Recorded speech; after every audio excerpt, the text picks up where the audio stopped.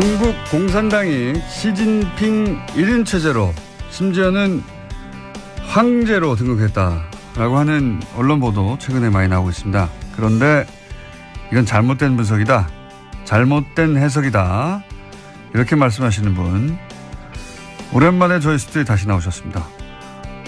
도올 김용호 선생님 나오셨습니다. 안녕하십니까? 아유, 반갑습니다. 안녕하십니까, 선생님. 네. 지난주에 CBS 김현정의 뉴스쇼에 나오신 걸 듣고, 우리가 한 발 늦었다. 모시려고 했는데, 거기를 먼저 나가셨더라고요, 선생님. 섭섭하게. 좀 먼저 불러주지. 맞습니다. 저희가 잘못했습니다. 네.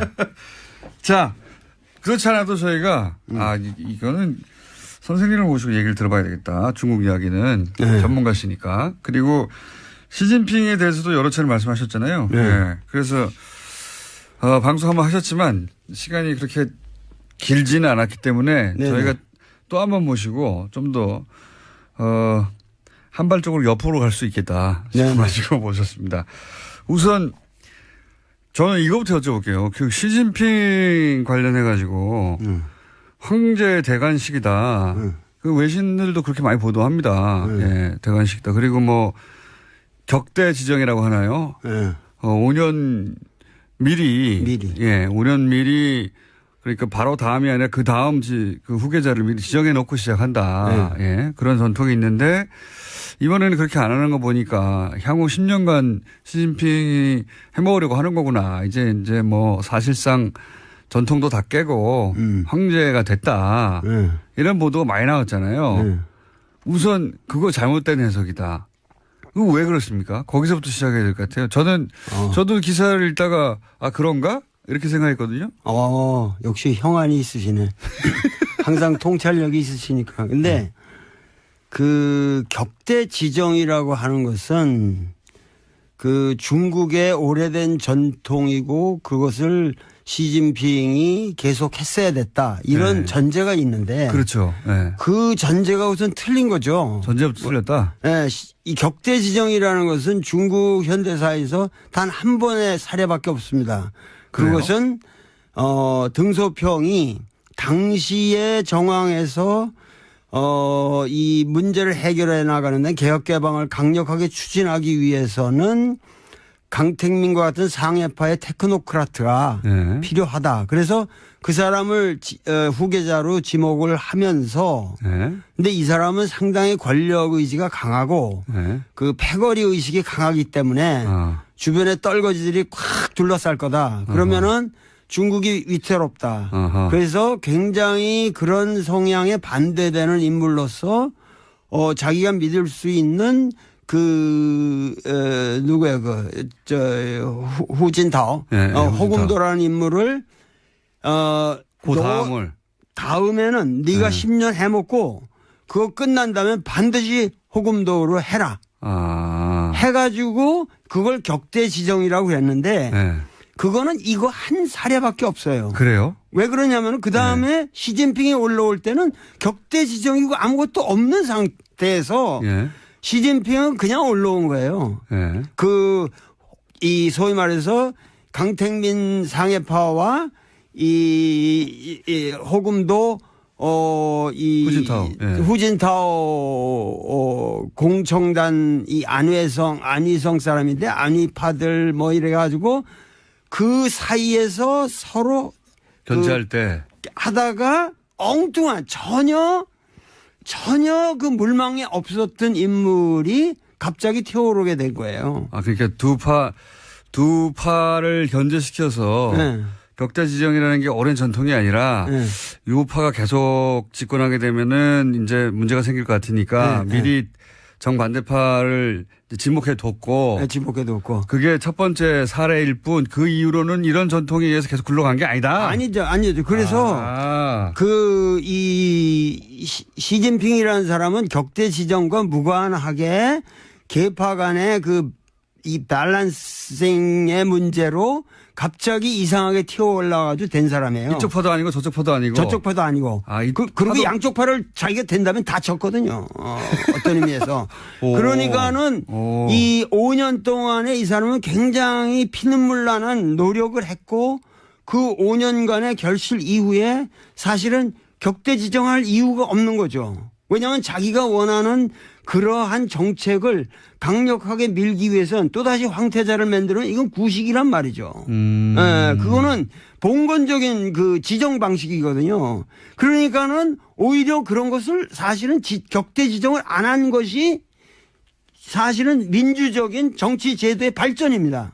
오히려? 그렇죠. 오히려 그것은 중국 공산당이 나아갈 굉장히 훌륭한 길을 예시한 거예요. 왜 이런 얘기를 하냐면은 네. 그런 것뿐만 아니라 개인적인 이런 누굴 황태자를 지정하고 뭐 이런 것뿐만 아니라 이것을 제도적으로 정착시키기, 그러니까 제도적인 어떠한 그 위반 사례가 없는 굉장히 치밀한 공정한 결정이라고 하는 것을 입증하는 것이 네. 더 중요한 거는 칠상팔하라는 거거든요. 칠상파가 뭡니까? 칠상팔하. 칠상팔하. 네. 67세까지만 정계에 올라갈 수 있고 68세가 되면 정확하게 니들은 샤다 물러나라. 그러면은 요번에 상무위원 이후 예를 들면 이 정치국 위원 25명 뿐만 아니라 그 밑에 뭐냐면은 204명의 중앙위원들 이 전체가 정확하게 칠상팔하의 원칙을 지켰습니다. 68세는 한마디로 말해서 한 명도 없다는 거예요. 이것은 뭐냐면 중국의 리더십이 세대별로 정확하게 교체되는 룰을 확고하게 만든 거예요. 이것은 동시에 다음 차기 5년 후에 이 시진핑은 69세가 됩니다. 아, 그래서 본인은 저절로 물러나게 될 때. 물러날 수밖에 없는 거죠. 그러니까 이 원칙에 의해서. 이 칠상팔하의 원칙이 중요한 건데 거기에 걸려있던 사람이 소위 왕치산이라는 사람이었거든요. 그런데 68세가 올해 됐는데 그 사람을 갖다가 중앙기율위원회 소위 말해서 부패청산에 가장 앞섰던 사람이고 이 사람이 계속 갈 거다. 그러면은 이게 황제 권력을 만드는 거다 이랬는데 그 원칙도 깨지고 그 사람이 스스로 물러났어요. 깨끗하게 물러나고. 그래서 중국 지금 정치인은 우리가 생각하는 거하고 달리 어떠한 제도적인 원칙에 의해서 그 공정한 게임을 갖다가 계속 해 나가고 있다는 거예요. 그러면은 후진타오가 격대 지정을 안 했지만 67세라는 원칙을 이번에 스스로 지켰기 때문에 그렇게 지켜서 인선을 했기 때문에 자기는 다음번에 자동으로 올려서 자기가 이제 사라질 거를 지금 예언한 것과 마찬가지로. 예언한 거죠. 그 자기가 나는 내가 1인 독재 이런 거 관심 없다. 격대 지정의 방식이 아니라 이런 식으로. 그래가지고 니들 앞으로 내가 옛날에 황태자 이런 것이 뭐냐면 굉장히 무리가 많았거든요. 이 보실라의 문제도 있었고 항상 누가 지정이 되면은 거기에 또 부패고리가 나라비 쓰고 자기들 함부로 할 수가 없단 말이에요.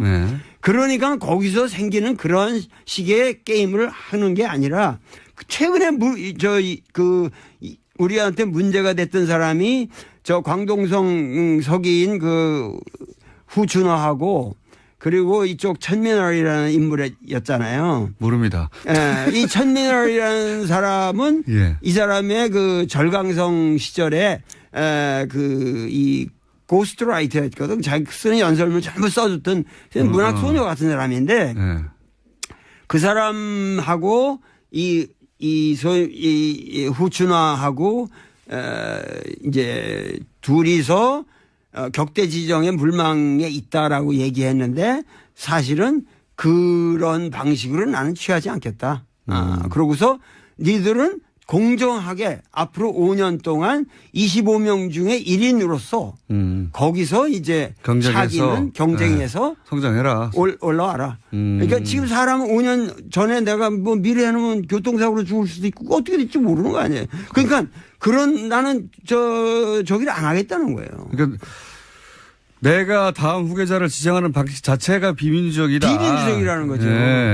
그리고 계속 젊은 세대가 정치 교체를 해 나가려면 그냥 나이로 자르면 된다. 그렇죠. 이런 원칙을 천명한 것이지 그러니까 황제가 안 되겠다고 한 것이다. 이게 거꾸로. 거꾸로 안 되겠다고 한 것이죠. 그리고 이 전체 3시간 반에 예. 그 장문에 이거를 내가 다 들었는데 연설을 3시간 반이나 했잖아요. 그거 다 예. 들었어요, 내가. 실시간으로. 예. 그 감을 잡기 위해서. 근데 제일 마지막에 뭐라고 끝나는 줄 아세요? 뭐라고 그러냐면 청년이 흥하면 이 나라가 흥할 것이요. 청년이 강하면은 이 나라가 강할 것이다. 앞으로 이 청년들에게 꿈을 주는 정치를 못하면 이 나라는 끝이다. 이렇게 끝납니다. 마지막에. 그러니까 얼마나 이 세대가 변한다는 것에 대해서 이 사람은 신념을 가지고 있냔 말이죠. 그럼 왜 그럼 우리 언론들은 이게 격대 지정이 안 됐기 때문에 이게 황제가 된 것이라고 그 선생님 말씀이하자면 거꾸로 해석을 왜 이렇게 한 겁니까? 그것은 예. 그 중국 정치의 내면을 보지를 않고 소위 말해서 이 시진핑을 보는 시각도 맨날 시진핑은 태자당이다. 이 태자당은 아무 지금 그런 말 쑥 들어갔잖아요. 내가 옛날부터 그럼 그 넌센스다. 이 사람은 태자당도 아니고 전혀 그런 중국이라는 거를 갖다가 무슨 상해파, 태자당, 무슨 공청단파 이런 식으로 중국을 바라보면은 중국 정치를 근본적으로 보지 못한다는 것을 내가 옛날부터 얘기해 왔는데 이런 시각에서 중국을 분석하는 게 일본의 언론의 딱 틀입니까? 틀이에요. 아주. 그래서 우리나라 그 기자님들이 전혀 독자적인 견해를 가지고 중국을 바라보질 않고 지금 나처럼 아마 이 진지하게 이 연설문 하듯 읽고 분석한 사람들이 거의 없는 것 같아요.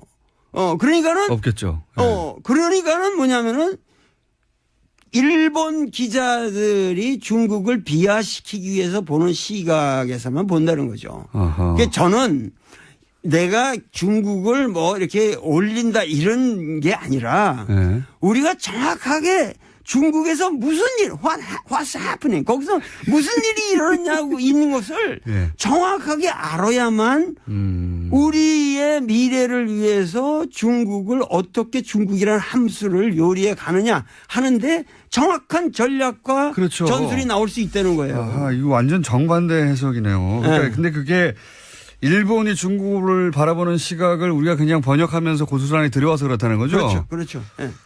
그러면은 지금 시진핑이 지금 청년을 말했고 또 동시에 신세대 중국 특색 사회주의라고 주장했는데 그런 말씀까지 다 아시네. 네. 대단한 거예요. 이게 뭡니까? 굉장히 이상한 말이거든요. 신세대 중국 특색 사회주의. 신시대. 신시대. 근데 신시대 중국 특색 사회주의. 이거 시진핑에게 무슨 사상이 있냐? 네. 사람들이 탁 묻는데 시진핑은 뚜렷한 사상이 있어요. 어떤 게 있습니까? 뭐냐면 이번 전체 여기 그 3시간 반의 연설을 치밀하게 분석해 보면 놀라운 게 있습니다. 무슨 얘기냐면은 공산주의라는 것은 우리가 이론적으로 여기 다 아시겠죠. 뭐냐면 역사를 이 발전적으로 보는 거 발전 단계로 보는 것이고 그리고 그 역사가 그 변죽법적 발전을 하는 가장 추동력이라고 하는 것이 소위 말해서 생산력과 생산 관계의 모순이라는 거란 말이에요. 네, 마르크스의 주장이에요. 네, 마르크스의 주장에 그래서 그것이 생산 양식을 형성하는데 그게 하부 구조를 이루고 거기서 이제 상부 구조가 놀아난다 이런 얘기인데 이 사람은 완전히 그런 구태의연한 틀을 깼어요. 그러면 중국의 진정한 주요 모순은 뭐냐? 맨날 우리나라 주요 모순 그 논쟁이 있잖아요. LA NLPD, PD 뭐 이런 거. 근데 이 사람의 중국 사회의 주요 모순은 국민들의 아름다운 삶, 美好的生活, 아름다운 생활에 대한 열망. 그 아주 표현이 절묘해.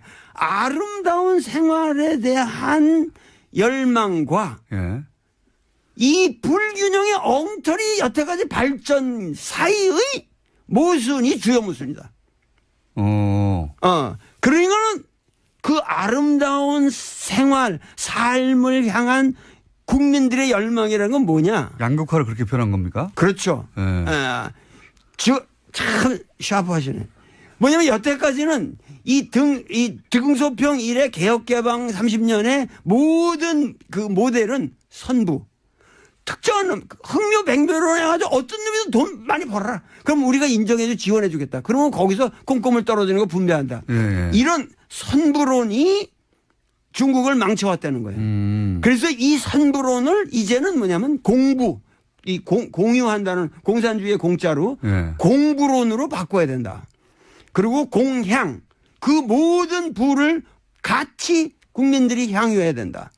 그리고 국민이 주체가 돼야 된다. 단, 이 국민이 주체가 되도록 만들기 위해서는 중국의 현실상, 그게 중국 특색이라는 거예요. 중국 공산당의 영도력을 무시하면 안 된다. 근데 중국 공산당의 영도력을 강화시키려면 가장 방해 요소가 인간의 허약성. 뭐냐면 부패다, 이거 부패. 그래서 중국 공산당의 영도력을 강화시키기 위해서는 중국 공산당을 쳐야 된다는 거야. 이놈들이 전부 부패해가지고 국민들의 그 신망을 얻지 못하기 때문에 중국이 여태까지 난항해왔다. 그러면 이 난항해온 이 중국을 바로잡기 위해서 부정한 현실을 정자정야 정치라는 것을 오로지 바로잡는 것이고 내가 10년 동안 할 거라고 하는 것은 실제로 이러한 잘못된 것을 바로잡는 것밖에 없다. 그래서 뭐냐면은 종연 쯔당 뭐냐면 종엄치당이라고 그러지.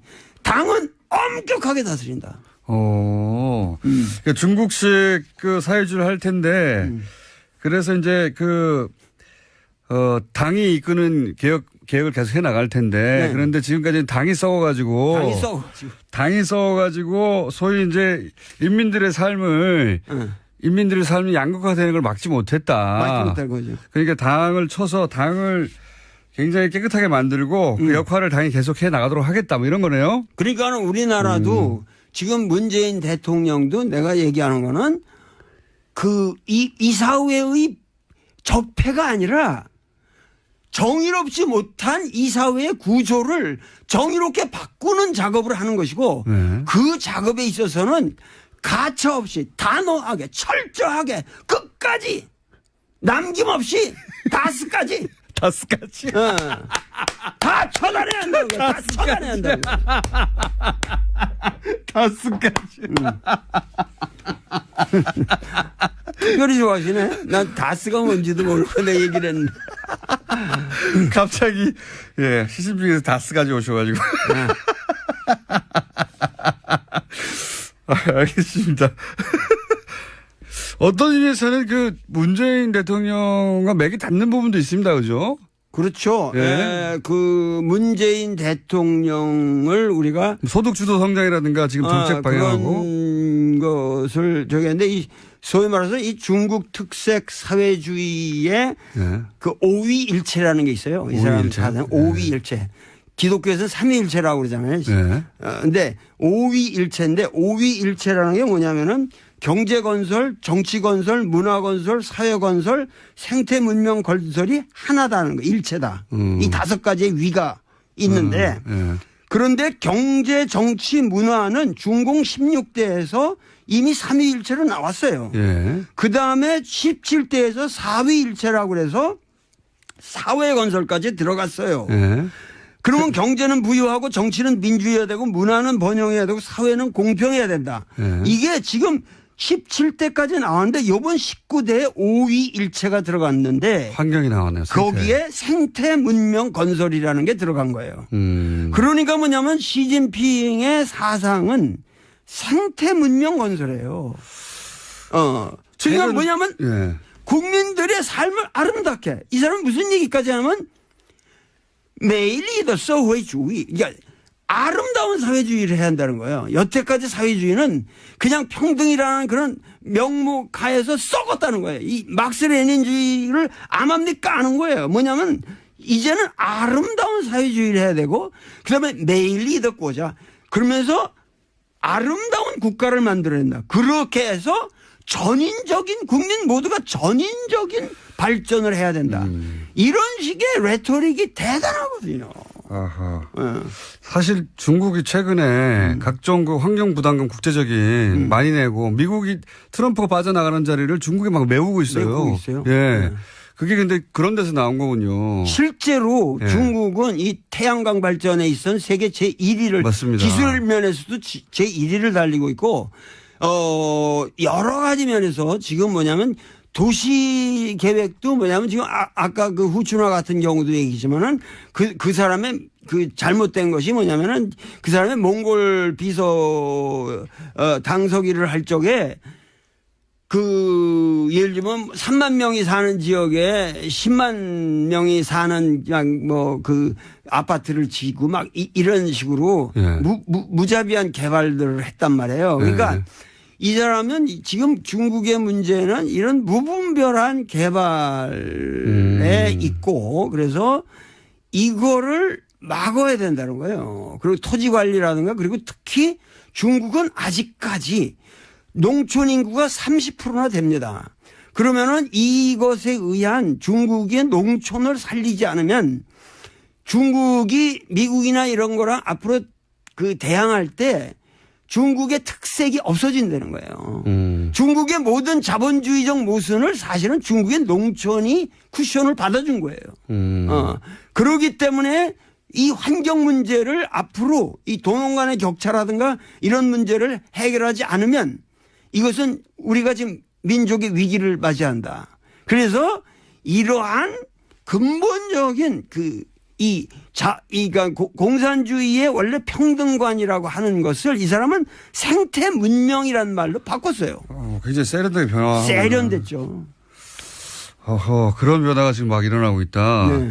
중국이 실제 그랬고 또 실제 이상으로 더 씌워진 이미지가 이게 환경을 오염하고 네. 뭐 단기간에 급속도로 발전하면서 뭐 우리한테도 그 미세먼지도 중국이 주역이라고 하고 네. 등등 전 세계적으로 중국에 대한 이미지는 싸고 저렴하고 더럽고 오염돼 있고 이런 거잖아요. 이거를 근본적으로 뒤집겠다고 지금 나선 거네요. 말하자면. 그렇죠. 앞으로 5년 동안 여태까지는 자기가 그 소위 말해서 이 종엄치당 그 당내의 부패 그리고 더 큰 것은 군대 내 부패였어요. 그래서 군대를 과감하게 축소시켰잖아요. 별들이 우르르 날아갔어요.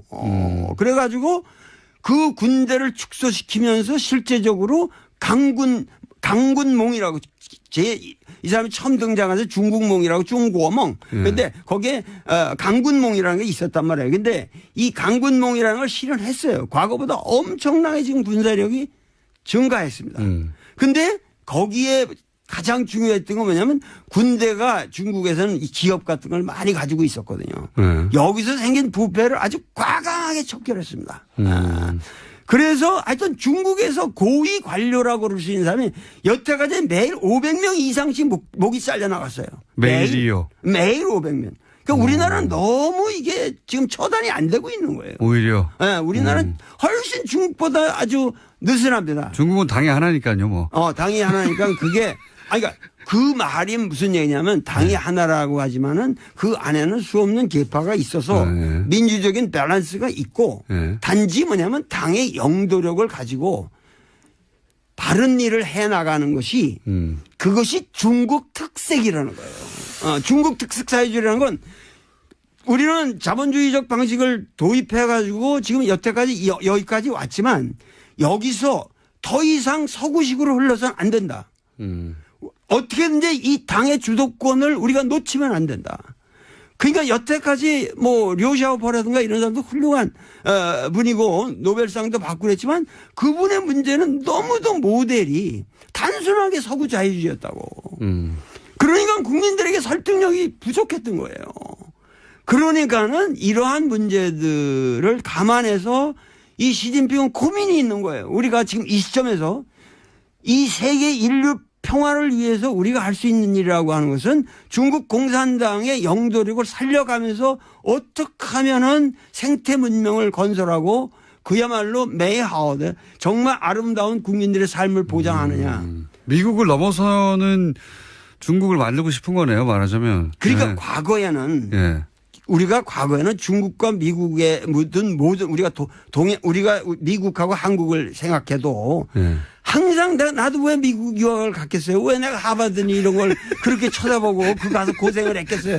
그 미국에 대한 향심이 있고 미국이 선진국이고 그러니까. 미국이 위대하다 이렇게 생각했단 말이에요. 그렇죠. 그런데 지금 과거에 뭐 저 미국이 중국에다 대고 뭐 인권 문제 딱 하면 컴플렉스가 있었단 말이에요. 있었죠. 근데 이제는 뭐냐면은 인권이 제일 들어온 나라가 미국이고 자본이 제일 들어온 나라가 미국이고 자유가 제일 없는 나라가 미국이고 여행 가기 제일 불편한 나라가 미국이고 금융 사기가 제일 많은 나라가 미국이고 이런 미국에 대해서 우리는 더 이상 미국이 말하는 세계관 그들의 말하는 가치관에 우리가 복속될 필요가 없다. 요번에 3시간 반 동안 계속 그 연설 내용이 뭐냐면 중국인의 가치관을 가지고 우리의 다른 척도를 가지고 우리 중국 공산주의의 미래를 봐야 된다. 그러니까 이 사람은 아주 뼛속 깊은 우리가 잠깐만 여기서 우리 언론인들이 시진핑을 바라볼 때 꼭 우리 자유민주주의처럼 쳐다보는 거고 그런 시각에서 볼 때 이 사람이 좀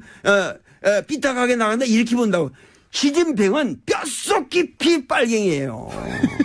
공산주의라고 소신 있는 공산주의자고 어려서부터 공산주의자로 컸고 그 공산주의적 신념을 우리는 놓치면 안 된다는 거예요. 그러니까 알겠습니다. 우리가 이걸 조심해야 됩니다. 이거 짧은 시간 열강이었습니다. 일단 박수 한번 치고 저 혼자. 들으시는 분들도 박수 치고 있을 거라고 봅니다. 선생님. 듣다 보니까 한 달에 한 번씩은 나와주셔야 될 것 같아요. 맞아. 너무 오랜만에 나오니까. 얘기가 많죠. 듣고 싶은 얘기는 많은데 시간은 부족하고. 글쎄 말이에요. 선생님 한 달에 한 번씩 나와주시죠. 생각해 봅시다. 나는 어준이가 너무 좋아가지고. 어준이의 그 쾌활한 웃음이 없으면 우리 국민들이 참 서글플 거예요. 선생님 가시기 전에 단답형으로 몇 가지만 말씀해 주시죠. 예. 시간이 거의 다 되긴. 이거 빨리 해야 되는데. 지나갔어요. 지나가서 오늘 질문 굉장히 많은데 질문 2개 했는데 여기까지 온 겁니다. 질문지는 10개인데. 트럼프는 어떤 사람입니까? 간단하게 얘기하면. 좀 시간은 지났는데 짧게 해주시죠. 트럼프는 훌륭한 사람이죠. 왜냐하면은 미국의 진정한 모습을 아주 솔직하게 보여주는 그건 위대한 리더예요. 여태까지 미국은 케네디부터 여태까지 쭉 뭐냐면 위장된 리더십이었거든요. 이 사람은 honest 리더십. 지금 미국의 수준을 그대로 드러내는 것이다. 그렇죠. 미국이 원래 그런 나라예요.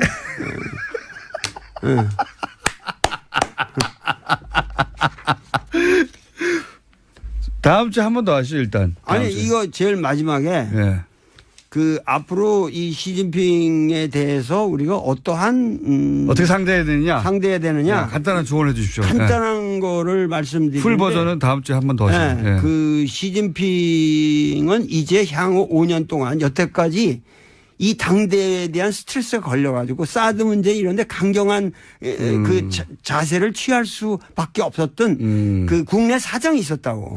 근데 이제는 그런 게 지나갔어요.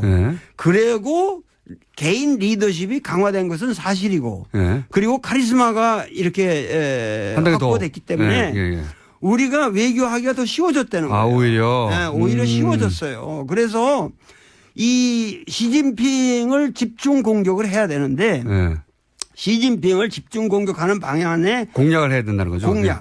그거에 여러 방향이 있으나 가장 중요한 것은 지금 우리에게 평창 올림픽이라는 위대한 계기가 있습니다. 그렇기 때문에 이 평창 올림픽 다음에 그 다음 올림픽이 북경 올림픽으로 돼 있기 때문에 그 다음 개최국의 원수가 참석하는 것도 관례고 그리고 우리가 지금 이 문재인 대통령이 만나질 못했거든요. 여태까지 정상회담을 못했기 때문에 만나긴 했지만 정상회담 아니었고 정상회담을 못했죠. 그렇기 때문에 정상회담 겸 해서 시진핑을 초청을 해야 되는데 내가 얘기하는 건 우리가 국민들이 매스컴이건 뭐든 그 사람이 폼나게 좀 올 수 있도록 폼나게 해줘야 된다. 폼나게 뭐냐면 이 남북 문제가 또 결려 있단 말이에요. 그러면 이 평창 올림픽을 하나의 세계적인 세계인들이 모이는 자리에서 이 시진핑으로 하여금 자기들이 말하는 중국의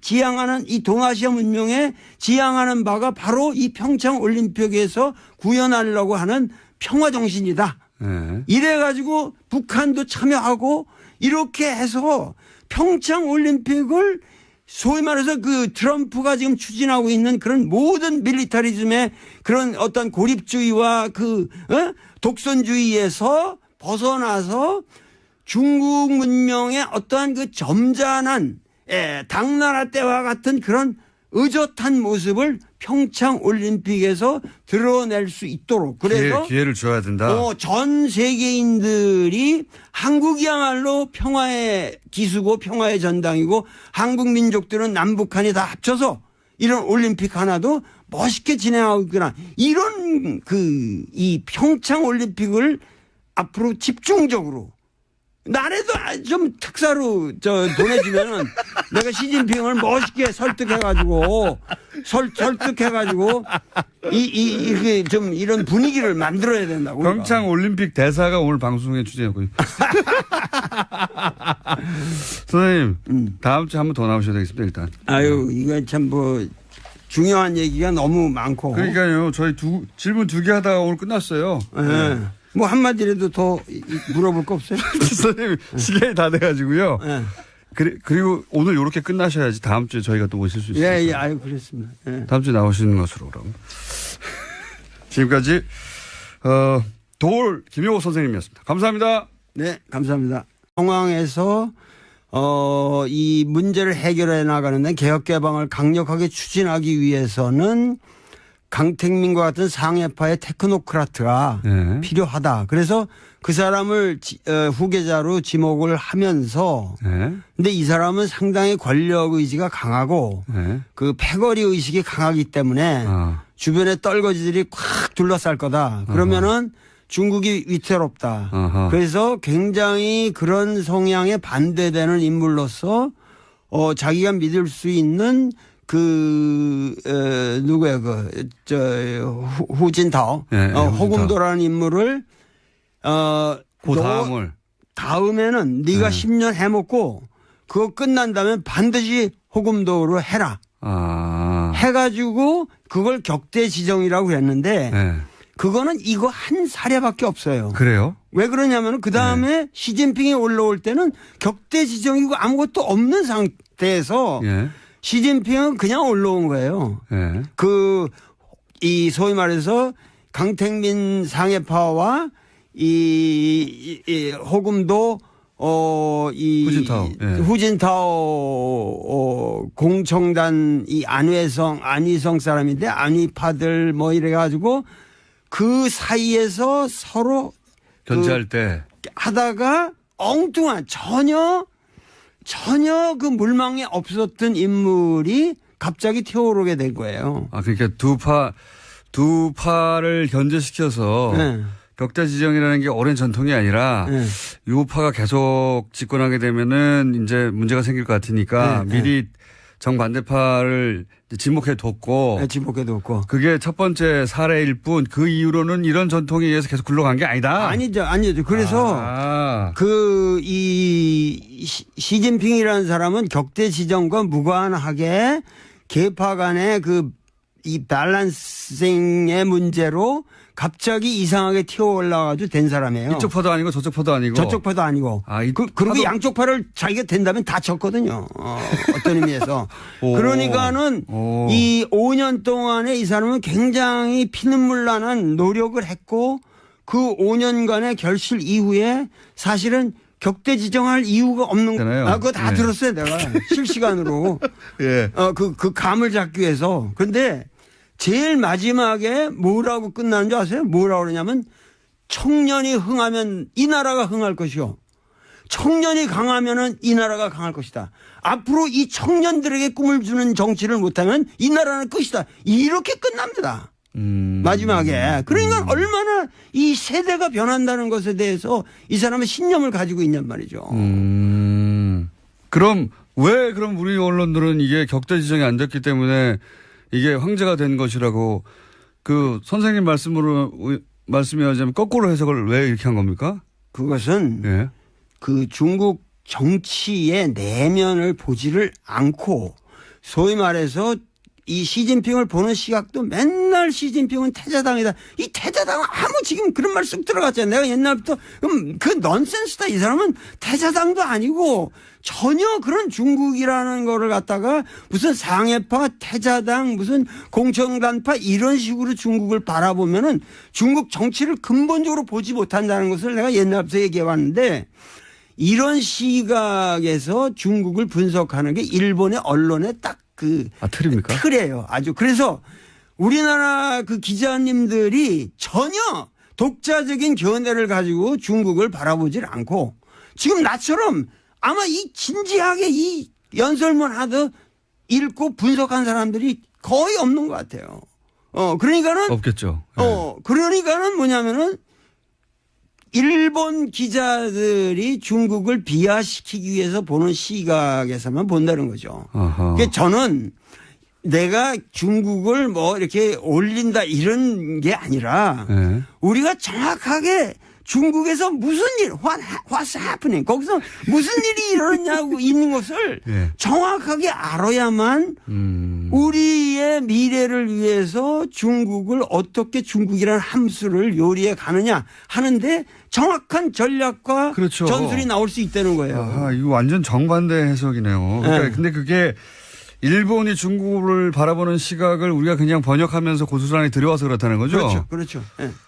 그러면은 지금 시진핑이 지금 청년을 말했고 또 동시에 는 우리가 생각하는 거하고 달리 어떠한 제도적인 원칙에 의해서 그 공정한 게임을 갖다가 계속 해 나가고 있다는 거예요. 그러면은 후진타오가 격자 지정을 안 했지만 67세라는 원칙을 이번에 스스로 지켰기 때문에 그렇게 지켜서 인선을 했기 때문에 네. 자기는 다음번에 자동으로 올려서 자기가 이제 사라질 거를 지금 예언한 것과 마찬가지로 예언한 거죠. 그 자기가 나는 내가 1인 독재 이런 거 관심 없다. 격자 지정의 방식이 아니라 이런 식으로. 그래가지고 니들 앞으로 내가 옛날에 황태자 이런 것이 뭐냐면 굉장히 무리가 많았거든요. 이 보시라의 문제도 있었고 항상 누가 지정이 되면은 거기에 또 부패고리가 나라비 쓰고 자기도 함부로 할 수가 없단 말이에요. 네. 그러니까 거기서 생기는 그런 식의 게임을 하는 게 아니라 최근에 우리한테 문제가 됐던 사람이 저 광동성 서기인 그 후춘화하고 그리고 이쪽 천민월이라는 인물이었잖아요. 모릅니다. 이 천민월이라는 사람은 예. 이 사람의 그 절강성 시절에 이 고스트라이터였거든. 자기 쓰는 연설문을 전부 써줬던 문학 소녀 같은 사람인데 그 사람하고 이 후춘화하고 이제 둘이서 격대 지정의 물망에 있다라고 얘기했는데 사실은 그런 방식으로 나는 취하지 않겠다. 그러고서 니들은 공정하게 앞으로 5년 동안 25명 중에 1인으로서 거기서 이제 자기는 경쟁해서 성장해라. 올라와라. 그러니까 지금 사람은 5년 전에 내가 뭐 미래 해놓으면 교통사고로 죽을 수도 있고 어떻게 될지 모르는 거 아니에요. 그러니까 나는 저기를 안 하겠다는 거예요. 그러니까 내가 다음 후계자를 지정하는 방식 자체가 비민주적이다. 비민주적이라는 거죠. 예. 그리고 계속 젊은 세대가 정치 교체를 해 나가려면 그냥 나이로 자르면 된다. 그렇죠. 이런 원칙을 천명한 것이지 그러니까 황제가 안 되겠다고 한 것이다. 이게 거꾸로 안 되겠다고 한 것이죠. 그리고 이 전체 3시간 반에 그 장문에 이거를 내가 다 들었는데 연설을 3시간 반이나 했죠. 그죠. 왜냐하면 자기가 원하는 그러한 정책을 강력하게 밀기 위해서는 또다시 황태자를 만들면 이건 구식이란 말이죠. 그거는 봉건적인 그 지정 방식이거든요. 그러니까는 오히려 그런 것을 사실은 격대 지정을 안 한 것이 사실은 민주적인 정치 제도의 발전입니다. 오히려. 그렇죠. 오히려 그것은 중국 공산당이 나아갈 굉장히 훌륭한 길을 예시한 거예요. 왜 이런 얘기를 하냐면은 그런 것뿐만 아니라 개인적인 이런 누굴 황태자를 지정하고 뭐 이런 것뿐만 아니라 이것을 제도적으로 정착시키기, 그러니까 제도적인 어떠한 그 위반 사례가 없는 굉장히 치밀한 공정한 결정이라고 하는 것을 입증하는 것이 예. 더 중요한 거는 칠상팔하라는 거거든요. 칠상파가 뭡니까? 칠상팔하. 칠상팔하. 예. 67세까지만 정계에 올라갈 수 있고 68세가 되면 정확하게 니들은 다 물러나라. 예. 그러면은 요번에 상무위원 이후 예를 들면 이 정치국 위원 25명 뿐만 아니라 그 밑에 뭐냐면은 204명의 중앙위원들 이 전체가 정확하게 칠상팔하의 원칙을 지켰습니다. 68세는 한마디로 말해서 한 명도 없다는 거예요. 이것은 뭐냐면 중국의 리더십이 세대별로 정확하게 교체되는 룰을 확고하게 만든 거예요. 이것은 동시에 다음 차기 5년 후에 이 시진핑은 69세가 됩니다. 아, 그래서 본인은 저절로 물러나게 될 때. 물러날 수밖에 없는 거죠. 그러니까 이 원칙에 의해서. 이 칠상팔하의 원칙이 중요한 건데 거기에 걸려있던 사람이 소위 왕치산이라는 사람이었거든요. 그런데 68세가 올해 됐는데 그 사람을 갖다가 중앙기율위원회 소위 말해서 부패청산에 가장 앞섰던 사람이고 이 사람이 계속 갈 거다. 그러면은 이게 황제 권력을 만드는 거다 이랬는데 그 원칙도 깨지고 그 사람이 스스로 물러났어요. 깨끗하게 물러나고. 그래서 중국 지금 중국 공산당이 시진핑 1인 체제로 심지어는 황제로 등극했다라고 하는 언론 보도 최근에 많이 나오고 있습니다. 그런데 이건 잘못된 분석이다. 잘못된 해석이다. 이렇게 말씀하시는 분 오랜만에 저희 스튜디오에 다시 나오셨습니다. 도올 김영호 선생님 나오셨습니다. 안녕하십니까? 아유, 반갑습니다. 안녕하십니까 선생님. 네.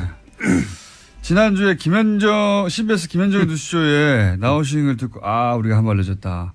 모시려고 했는데 거길 먼저 나가셨더라고요, 선생님. 섭섭하고. 좀 먼저 불러주지. 맞습니다. 저희가 잘못했습니다.